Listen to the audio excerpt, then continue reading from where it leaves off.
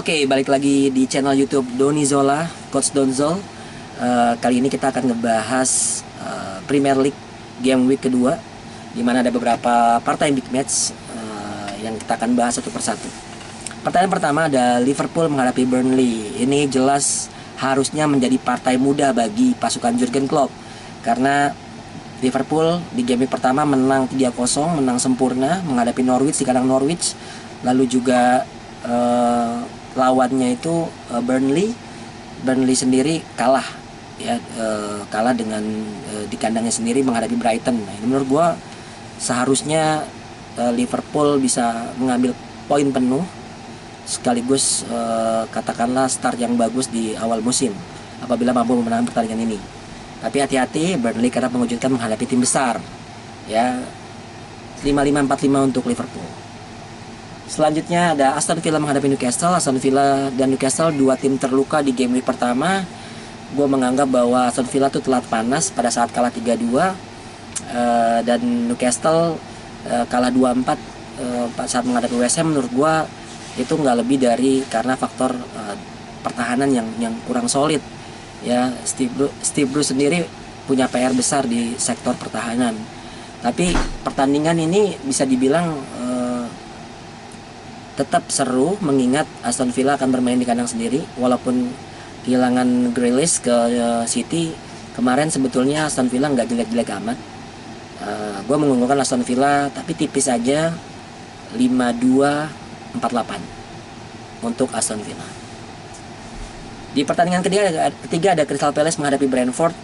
Tim kejutan Brentford, tim promosi yang melakukan kejutan di game week pertama. Brentford akan menyambangi Crystal Palace yang terluka saat menghadapi Chelsea 3-0.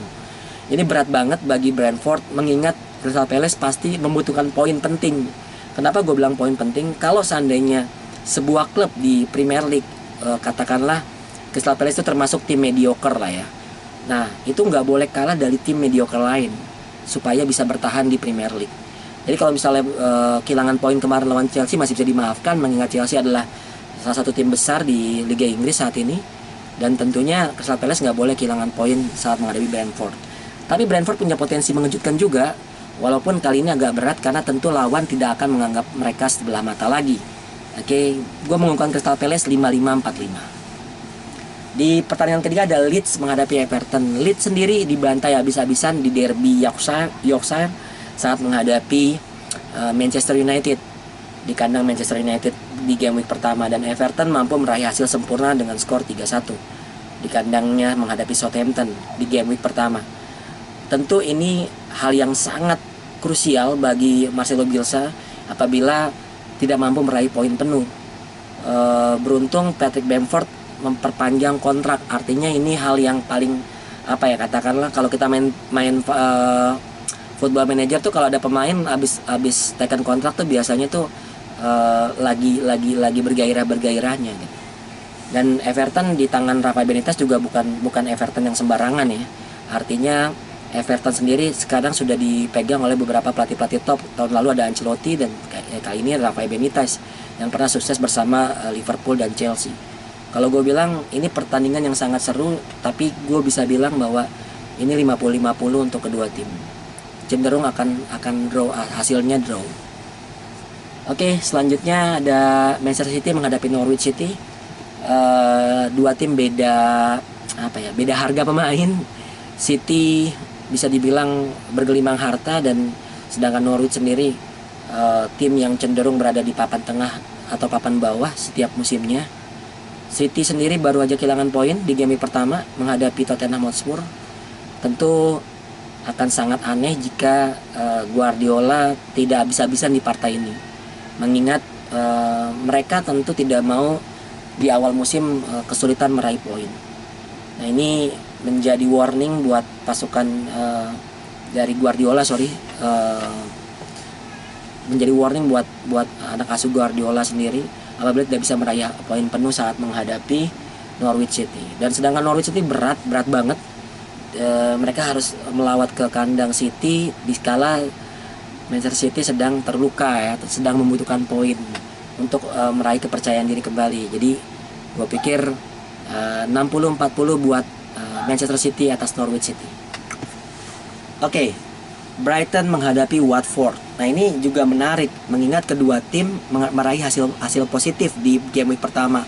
Brighton mengalahkan tuan rumah Burnley, sedangkan Watford mengalahkan Aston Villa dengan skor 3-2, dan ini akan menjadi partai yang seru, walaupun bisa dibilang kedua tim ini bisa dibilang tim yang mediocre, tim yang papan tengah.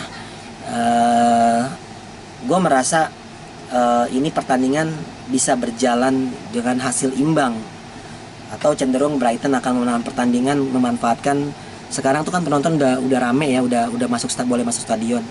Jadi mungkin Brighton akan mendapatkan dukungan dari supporternya. Tapi tipis banget 5-1, 4-9. Gue pilih Brighton untuk bisa menang pertandingan ini. Di hari Minggu, Southampton yang kalah 3-1 di game week pertama menghadapi Everton akan menjamu Manchester United yang unggul besar atas Leeds United. Nah ini partai seru menurut gua, partai seru. Walaupun katakanlah Southampton bukan tim papan atas, tapi kita tahu Southampton beberapa musim terakhir bisa mengejutkan. Tim ini memang sering ditinggal pemain-pemain bintangnya, dan kita tahu mereka selalu menciptakan bintang-bintang baru. Nah, walaupun musim ini belum kelihatan, tapi gue yakin Southampton bisa menyulitkan Manchester United untuk di game week kedua ini. Gue bilang hasil maksimal bisa diraih Southampton itu sebetulnya imbang.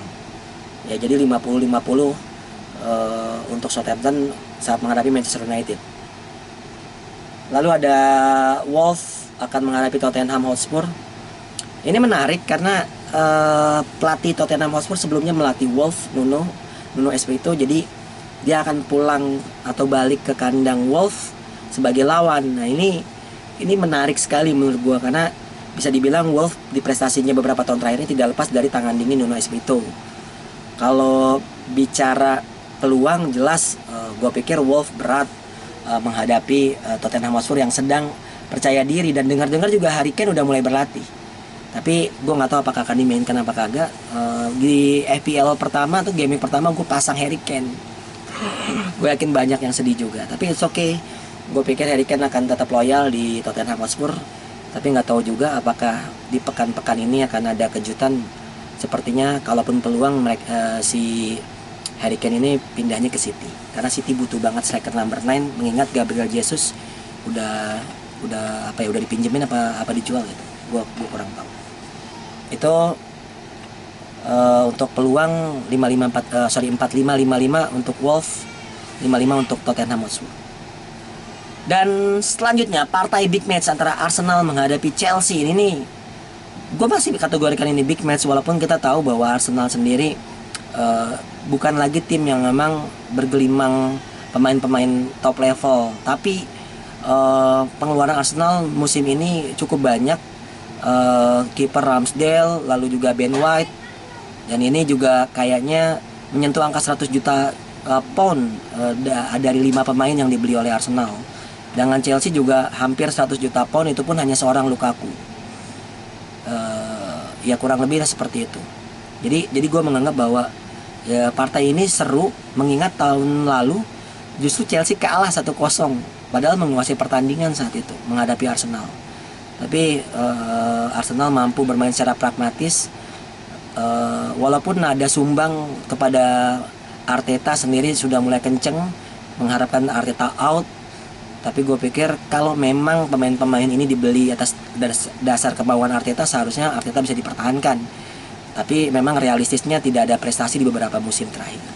Sedangkan di kubu Chelsea sendiri kehilangan Kante kemungkinan, lalu juga Ziyech karena cedera pada saat di partai Super Eropa. Tapi bisa dibilang kedatangan Lukaku ini bisa menjadi sebuah obat mandulnya striker Chelsea. Bisa dibilang Chelsea yang nyetak gol tuh gelandang-gelandangnya.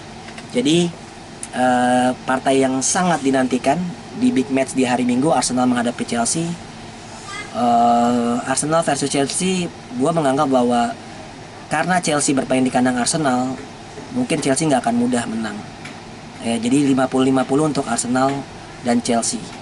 Oke. Dan pertandingan di hari Selasa ada West Ham United menghadapi Leicester. West Ham sendiri gue melihatnya bisa dibilang sebagai kuda hitam Sama juga Leicester juga kuda hitam. Jadi dua-dua kuda hitam ini akan beradu di hari Selasa atau malam Selasa ya. Dan ini menarik banget menurut gue. Kenapa gue bilang menarik? Karena efektif dari segi pembelian pemain, lalu juga katakanlah yang keluar biasanya pemain-pemain yang emang harga nilai jualnya tinggi. Jadi emang jual untuk bicara prinsip ekonomi, beli murah, jual mahal. Nah, gue berpikir keduanya merupakan kuda hitam. Bahkan Leicester sudah meraih trofi Community Shield pada pembukaan menghadapi City. Kemarin juga menang lawan Wolves 1-0 melalui gol Vardy. West Ham juga bahkan bisa unggul 4-2 di kandang Newcastle. Ini pertandingan yang sangat-sangat seru dan harus ditonton. Tapi gue masih mengunggulkan West Ham United tipis saja 5-1-4-9. Itu adalah prediksi gue di pekan kedua. Mudah-mudahan nantinya akan kita lihat seberapa persen sih prediksi gue benar semua. Oke, lo tulis aja di kolom komen prediksi lo sendiri mungkin. Yang pasti kita bisa lihat bagaimana cara kita memprediksi secara teknis maupun secara sejarah, statistik dan lain-lain. Oke, jangan lupa like, comment, dan subscribe akun ini. Mudah-mudahan gue bisa memberikan informasi-informasi lain. Gue pengen produktif juga ngebahas kompetisi mumpung masih di awal-awal. Oke, thank you semuanya. Ciao.